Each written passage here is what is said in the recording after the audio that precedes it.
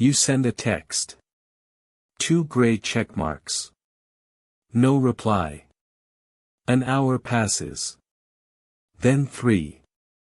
What happens inside you in that silence says more about you than the message ever did. Some people panic instantly. Some shut down. Some feel a quiet ache of unworthiness. And some barely notice at all. None of these reactions are random. They're rooted in something formed long before this text message, your attachment style.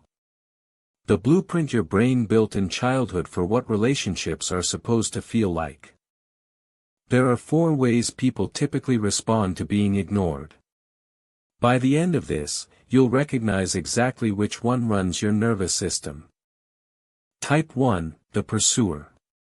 The second you're ignored, your body goes into alarm mode.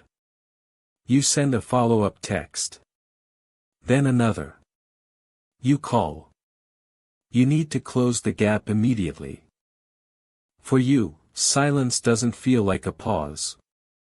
It feels like disappearance. And the only way to make the fear stop is to get a response, any response, as fast as possible.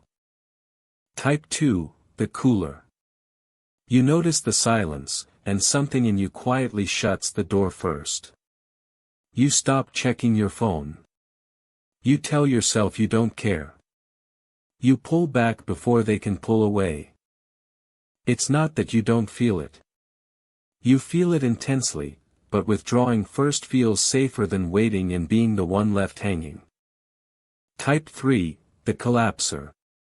The silence lands differently for you. It doesn't just feel uncomfortable, it feels like proof. Proof that you talk too much, that you're too needy, that you're simply too much. For you, being ignored confirms an old belief you've carried for a long time, long before this particular person, this particular text. Type 4, the unbothered. You notice you haven't heard back. You register it. And then, you just continue your day. No spiral, no withdrawal, no story about what it means. It's not that you don't care about the relationship. It's that your sense of self isn't hanging on the timing of someone else's reply. Now here's what's interesting. Most people assume their reaction to being ignored is just personality. That's just how I am, kind of thing. But it's not personality. It's a trained response. Here's the reversal. Being ignored doesn't actually tell you anything reliable about your worth, or even about the other person's feelings. Most silence is mundane, a dead phone, a busy day, a forgotten notification. What actually gets revealed is how your nervous system handles uncertainty. And that, unlike the silence itself, is something you can work with. For the pursuer, practice waiting 1 hour before sending a second message. For the cooler, name the fear out loud instead of withdrawing silently. For the collapser, remind yourself, their silence is data about their day, not a verdict on your worth. For the unbothered, check in occasionally, because not everyone reads silence the way you do. None of these 4 types are broken. They're just 4 different nervous systems trying to survive uncertainty in the way they learned best.